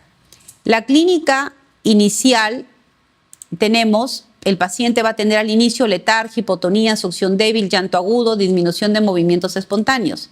Intermedia, el paciente ya se pone soporoso, irritable, opistótonos, llanto agudo, rechazo a tomas. Y avanzado, coma, ausencia de reflejo de succión y apnea. ¿Cuál es la tetrada clásica? Afectación motora, parálisis cerebral infantil, oculomotora, estrabismo, nistagmo y la hipoplasia dentaria. Es irreversible el daño neurológico en estos bebés. Y para el diagnóstico nos puede ayudar una resonancia con espectroscopía, más potenciales evocados auditivos y visuales. Realmente es una pena que todavía tengamos kernicterus en Lima, ¿no? Lo esperamos tal vez en provincia. No debería de pasar, no debería. Porque esto es una patología que es rápida, es fácil de tratar, ¿no? Lo diagnosticas, fototerapia. O sea, el tratamiento ni siquiera es invasivo. Pero si yo no lo diagnostico tempranamente y dejo pasar el tiempo, la ictericia va avanzando y estos pacientes llegan a exsanguinotransfusión. Recuerdo que el año pasado, me parece que fue en el hospital de niño, me querían referir a un paciente que ya estaba en kernicterus y dijeron de que no había médico para que le haga la exsanguinotransfusión, pero a veces el problema también es de que los médicos, en este caso tenía pediatras, porque era de provincia, y no le hicieron la exsanguinotransfusión. Y es un procedimiento, es cierto, invasivo, que hay que tener práctica en hacerlo, pero el personal, el médico no estaba capacitado para realizarlo, tuvo miedo, no sé lo que pasó, pero no le hizo y el daño lo tiene el bebé, ¿no? Daño neurológico irreversible. Y en provincia, acá en Lima todavía hay kernicterus, no debería de haber, menos en Lima, ¿no? Que aquí tenemos más facilidad. Ahora, ¿cuál es el tratamiento? La fototerapia o la exsanguinotransfusión. En la fototerapia utilizamos lo que son las guías NICE, que son unas tablas, dependiendo de la edad gestacional, de 24 a más de 38 semanas. Por cada edad gestacional hay una tabla diferente. Acá tenemos el tiempo en días, pero las bilirrubinas se expresan en micromoles. Esto es para que lo conozcan, esto no les van a tomar en el examen. Recordemos que un micromol equivale... 1 miligramo equivale a 17.1 micromoles. Entonces, dependiendo del valor de la bilirrubina, yo lo multiplico por 17.1 y si está por encima de la línea azul, entrará fototerapia y si está por encima de la línea roja, exsanguíneo. También hay un aplicativo para el celular que es el Biliap, que lo pueden bajar y donde ahí ponen la fecha de nacimiento, la hora de nacimiento, la edad gestacional y el valor de bilirrubina en el momento que lo toman y les manda automáticamente a la tablita y les dirá necesita una fototerapia, necesita exsanguinotransfusión. Bueno, la fototerapia, los dispositivos se utiliza a través de dispositivos ideales de fototerapia que deben tener una emisión de luz que cubra al máximo la superficie corporal en el plano horizontal, deben ser duraderos, generar poco calor y proporcionar una longitud de onda e intensidad lumínica óptima. La fototerapia con espectro de ondas, lo ideal es utilizar luz azul. Produce isomerización de las bilirrubinas con excreción renal, haciendo un cortocircuito en la conjugación hepática. La decisión para iniciar fototerapia se basa en curvas estándar según la edad gestacional, edad corregida, peso y factores de riesgo. Y la efectividad de la fototerapia va a depender del espectro y de la irradiación espectral de la luz. También tenemos la fototerapia intensiva que se usa para los bebés que tienen hemólisis grave. Acá lo que hacemos es colocar doble fototerapia, ¿no? Eso me va a llevar una respuesta deficiente a la bueno, esto me va a ayudar cuando el paciente no mejora con una fototerapia estándar, con una sola luz. Utiliza niveles más altos de irradiación. El mecanismo de acción es que los fotones emitidos por la luz azul o azul verdosa pueden fotoalterar las moléculas de bilirrubina en los capilares superficiales en las moléculas no neurotóxicas solubles en agua. Va a generar isomerización estructural o lumirrubina, fotooxidación a moléculas polares y fotoisomerización a un isómero de bilirrubina menos tóxico. Entonces, para la fototerapia lo que más se emplea son lámparas fluorescentes que emiten calor intenso y obligan al uso de protectores oculares, aumentan las pérdidas hídricas porque al exponerlos a esta luz el paciente se puede deshidratar, por eso necesitamos darle más volumen de agua y darle leche. Antiguamente cuando el niño entraba a fototerapia lo dejábamos en NPO y eso no ayuda porque el bebé no toma leche. Y al no tomar leche aumenta la circulación enterhepática y aumenta la ictericia. Entonces lo ideal es que el bebé tome leche. También es importante monitorizar las funciones vitales, la temperatura, porque pueden hacer hipertermia, ¿no? Por las luces. Los dispositivos más recientes utilizan diodos emisores de luz azul, producen un mayor descenso de los niveles de bilirrubina sérica debido a una longitud de onda más estrecha con mínima producción de calor y requerimientos bajos de mantenimiento. La hospitalización para recibir fototerapia es uno de los motivos más frecuentes de separación entre la madre y su bebé, que no debería ser así. Podemos utilizar mantas y bolsas de fototerapia que aumentan la exposición de la piel y permiten que los padres puedan, la mamá le dé de lactar a su bebé, que carguen a sus bebés sin interrumpir el tratamiento. Se puede utilizar una bolsa de dormir para el tratamiento intrahospitalario o una manta grande para el tratamiento ambulatorio con fototerapia. Eso todavía no tenemos en Perú. Creo que en las clínicas tampoco. Entonces, aquí tenemos, miren, por ejemplo, el bebé está con fototerapia y la madre le está dando de lactar. Entonces, no deja de alimentarse y no deja de recibir la fototerapia. O este papá o mamá están haciendo mamá canguro y el bebito está con fototerapia. ¿Cuáles son los efectos secundarios de la fototerapia? Tenemos las pérdidas insensibles aumentadas, deshidratación, hipertermia, eritema dérmico, conjuntivitis, erosión corneal, por eso se colocan los lentes, y el síndrome de niño bronceado. Ahora, la otra es la exsanguinotransfusión. La exsanguinotransfusión es un procedimiento invasivo. Voy a invadir al paciente, ¿no? Porque tengo que colocarle catéteres umbilicales, ¿no? Y sí es cierto, hay que tener acá, saber realizar el procedimiento. Esto se va a basar en la remoción mecánica de sangre del recién nacido por sangre de un dador. Entonces, el niño a través de un catéter va a recibir sangre del donante y por el otro catéter va a desecharse la sangre. ¿Cuál es el principal efecto? Remover anticuerpos, corregir la anemia en las enfermedades hemolíticas, especialmente en la incompatibilidad RH, sustraer la bilirrubina del compartimiento intravascular. Ahora, ¿qué se utiliza para la exsanguinotransfusión? Sangre completa, reconstituida, irradiada y fresca, que tiene que tener menos de 7 días. En incompatibilidad RH, es decir, madre RH negativa que alberga un bebé RH positivo, se va a utilizar sangre del grupo del recién nacido. Por ejemplo, la madre es O negativa y el bebé es O positivo. Entonces utilizaré sangre del grupo del recién nacido o sangre del grupo del recién nacido. ¿Cuál es el grupo del recién nacido? O. ¿Y el factor de la madre? Negativo, O negativo.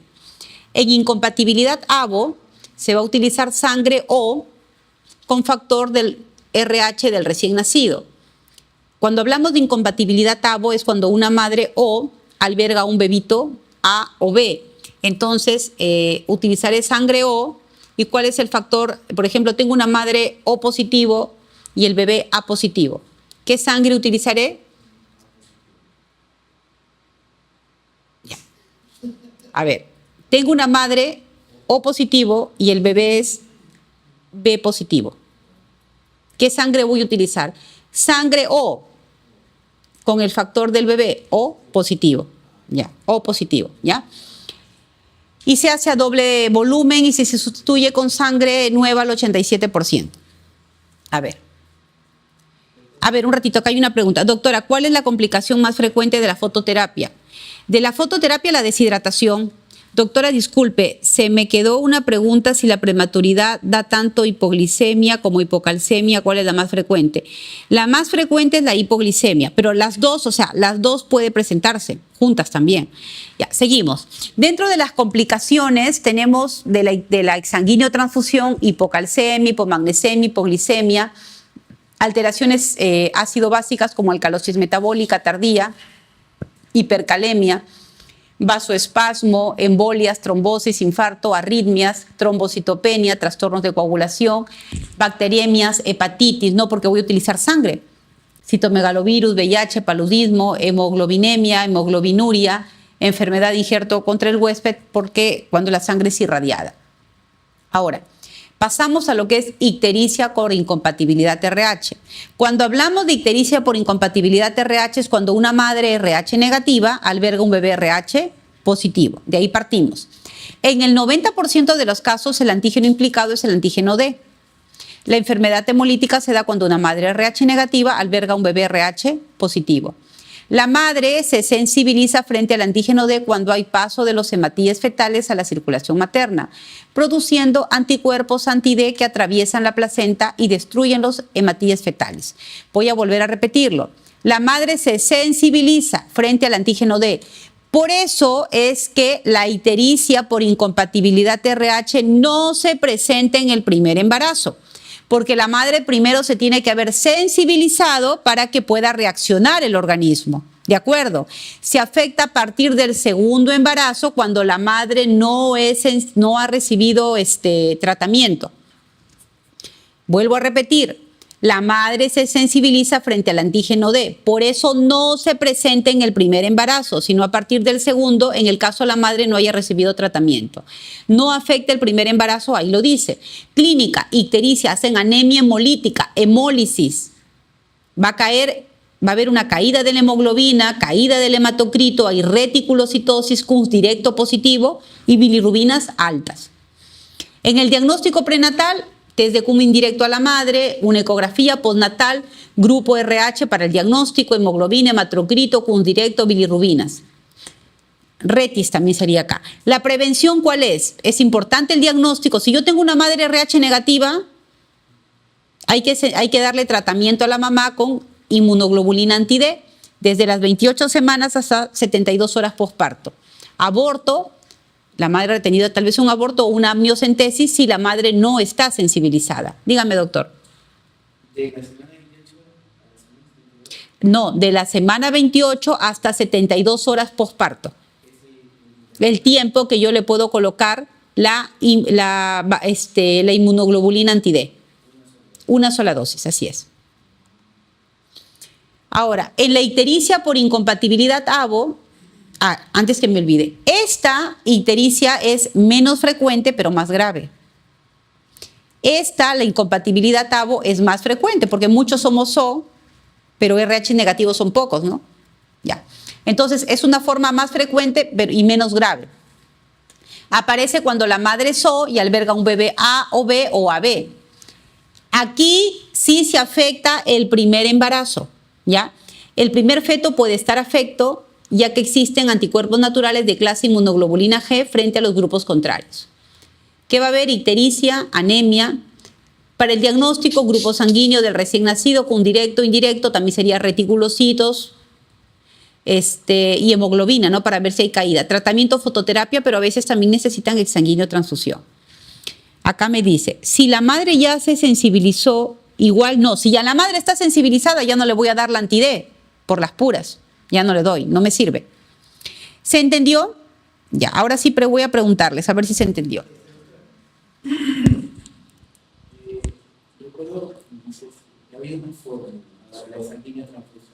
Ah, es el doble volumen por 80. Sí, es 80. Ah, ¿cuál es la fórmula? Bueno, eso lo vamos a ver en el ciclo pruebas. Ya, solo que no lo he colocado ahora, pero es 80 por doble, es el doble volumen por el peso. O sea, 80 por el peso del paciente. Por ejemplo, si el paciente pesa 3 kilos, sería 3 por 2, 6 por 8, 480. Doble volumen, o sea, a ver, es doble volumen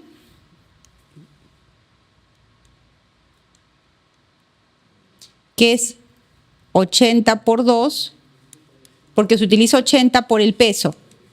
80 es el volumen de agua que se da, por eso es 80. Por ejemplo, si el paciente pesa 3 kilos, sería 80 por 2 por 3. ¿Cuánto sale acá? 480.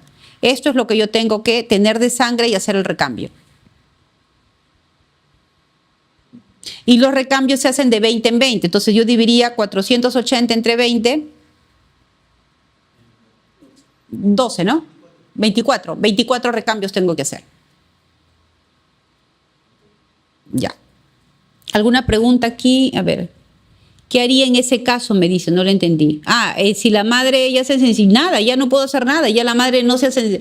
Si ya la madre está sensibilizada, ya la madre no, o sea, la madre tuvo su primer embarazo que fue RH negativo y la madre no recibió tratamiento, lamentablemente los siguientes embarazos, si vuelve a tener otro bebito, la madre es RH negativo y vuelve a tener otro bebé que es positivo, si vuelve a tener un negativo no hay problema, pero si tiene un positivo, el bebé va a terminarse perdiendo, no terminan en abortos, no se puede hacer nada.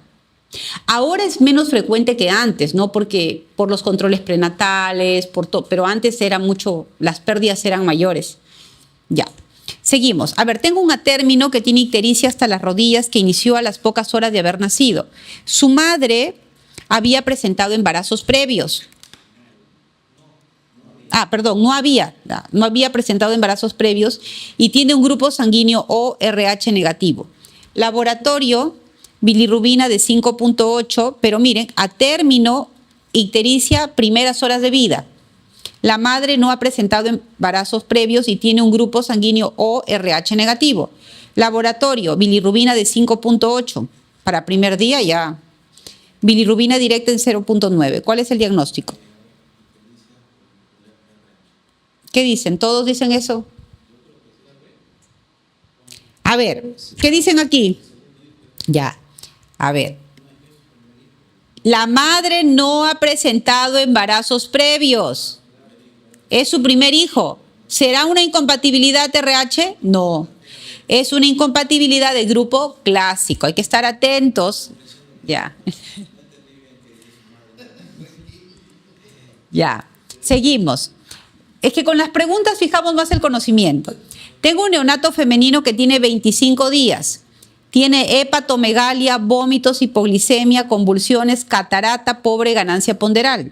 Presencia de sustancias reductoras en heces luego de la ingesta de la leche. Esa es galactosemia, esa está fácil, ¿no? Galactosemia, ya.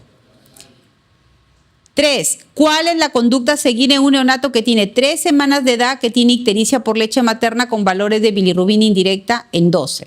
Le daré fototerapia, le ofreceré lactancia mixta, educar a la madre y continuar con la lactancia, suspender la lactancia materna, alimentación con leche de soya. Le doy leche, ¿no? Tiene 12. No pasa nada. Ya, muy bien. Ya, así es, no se suspende. En un neonato a término, ¿cuál es el nivel máximo que puede alcanzar la ictericia al considerarla fisiológica? Abdomen. ¿Por qué abdomen? Porque la ictericia fisiológica en el a término llega máximo a 12 y 14 en el prematuro, y es hasta abdomen. Si yo me voy, ¿se acuerdan que les enseñé la figurita? Ya, la de Kramer, así es, muy bien. ¿Qué dice aquí?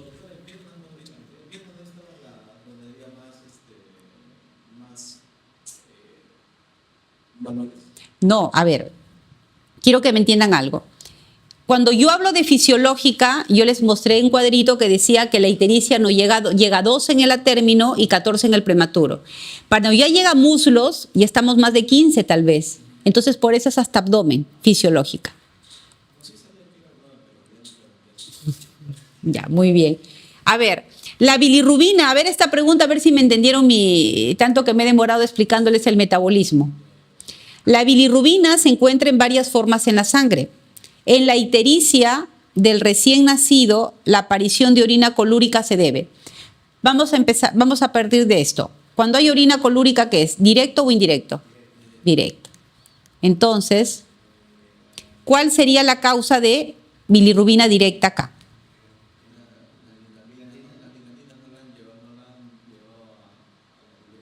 A ver, vuelvo a repetir. Dice, la bilirrubina se encuentra en varias formas en la sangre. En la ictericia del recién nacido, la aparición de orina colúrica. La orina colúrica es bilirrubina directa. ¿Cuál de estas causas me produce bilirrubina directa?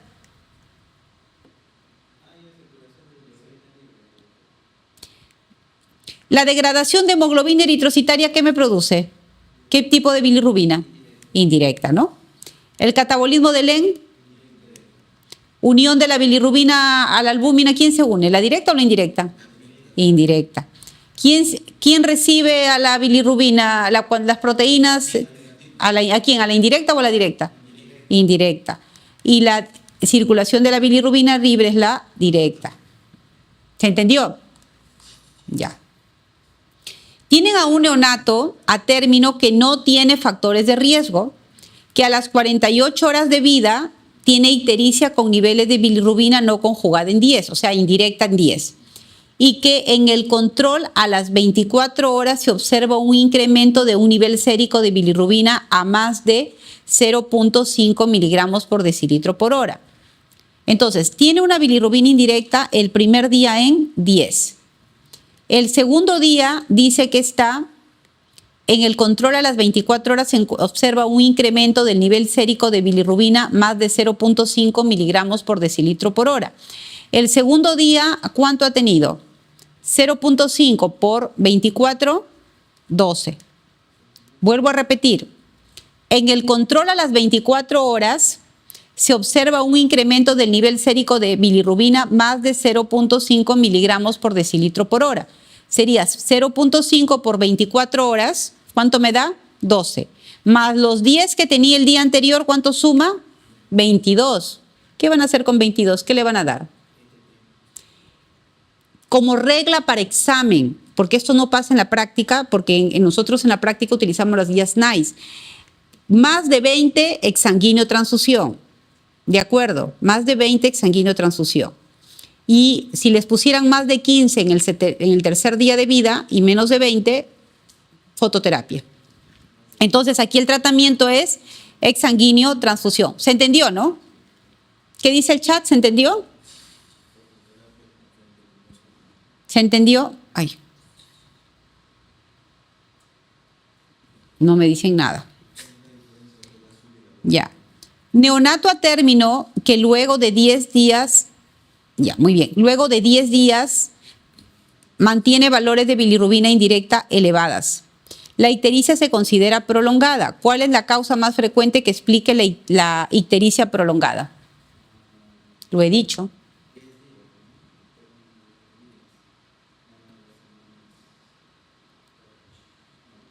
Es a predominio indirecto, prolongada. Les dije. Muy bien, el chat ya respondió. ¿Ah? La causa más frecuente de un atérmino que me dé ictericia prolongada, y les dije, y en ellos hay que sospechar. Hipotiroidismo. Hipotiroidismo. Muy bien. A ver aquí, tienen a un neonato a término con diagnóstico de incompatibilidad RH en las primeras 12 horas de vida, tiene ictericia hasta las plantas. La madre es A negativa y el niño es O positivo. El paciente tiene indicación de exsanguíneo transfusión. ¿Qué grupo de sangre y factor se debe indicar? La madre es A negativo y el bebé es O positivo. A ver, ¿cuál es el diagnóstico? Sería una ¿qué? Incompatibilidad RH. Ya. Ya. Entonces, ¿qué sangre voy a utilizar? O negativo. Muy bien, sangre O negativo, ¿no? Muy bien. Acá ha habido un error, chicos, eso negativo. No sé qué ha pasado, eso negativo. Ya, ahí está. A ver, ¿a qué nivel de bilirrubinemia la ictericia neonatal se hace clínicamente visible? También lo dije. ¿A partir de cuánto ya el paciente hace ictericia? Ojitos, conjuntiva, 5. 5. Más de 5. Muy bien. La ictericia neonatal por aumento de bilirrubina indirecta se presenta en incompatibilidad, toxoplasmosis directa, atresia biliar directa, fibrosis quística directa, galactosemia directa. ¿Cuál es la complicación más frecuente de la fototerapia en el neonato? Deshidratación. Ah, no, pero acá no hay deshidratación. Acá es erupción macular. Hipotermia no, es hipertermia. Sobrehidratación no. Hipoglicemia tampoco ni arritmias, es erupción macular. A ver, tengo un recién nacido que tiene 12 días que recibe lactancia materna exclusiva. Desde hace 5 días tiene coloración amarillenta de la piel hasta el abdomen. Ganancia de peso de 300 gramos.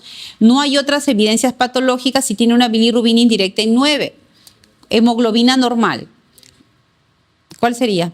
Ictericia por leche materna, ¿no? Ictericia por leche materna. Ha aparecido el 5.º día más o menos.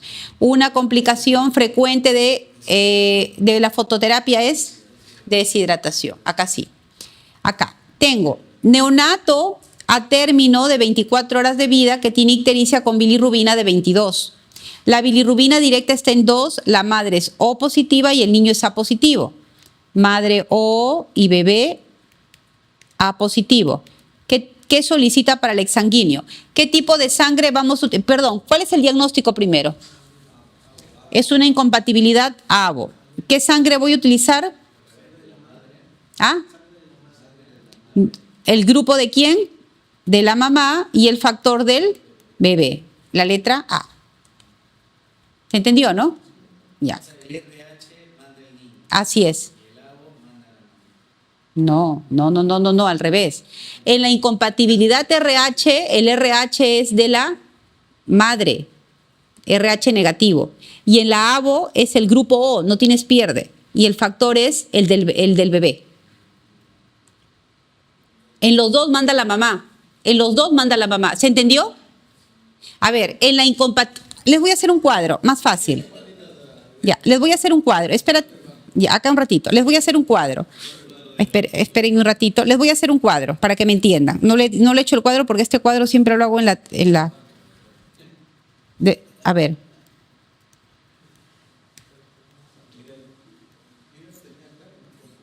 A ver. Isoinmunización RH. Incompatibilidad ABO. Grupo y factor.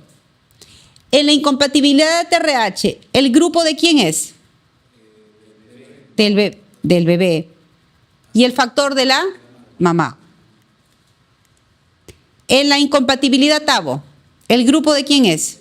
De la mamá y el factor del bebé. Ya. Ahora sí no se olvidan. Yo me refería al grupo mandaba al bebé justo por ahí.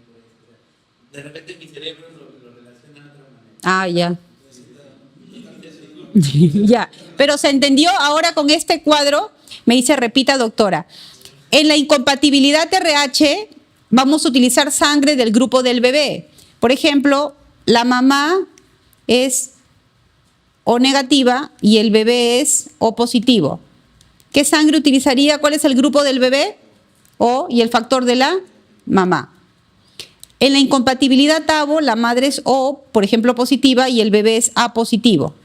¿Qué sangre voy a utilizar? Sangre del grupo de la mamá. ¿Cuál es el grupo de la mamá? O y el factor del bebé positivo. ¿Ahora sí se entendió? Ya. A ver aquí, ya.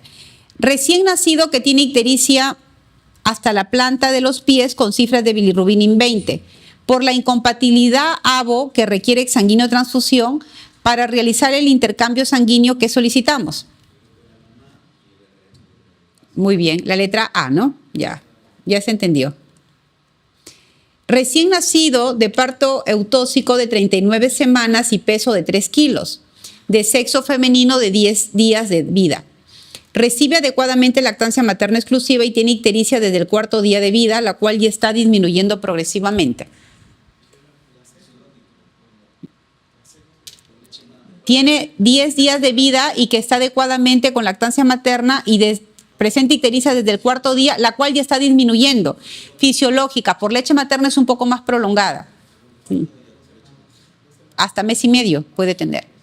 Ya, miren, son 1/4 para las 8. Vamos a las 8 en punto, regresamos para continuar.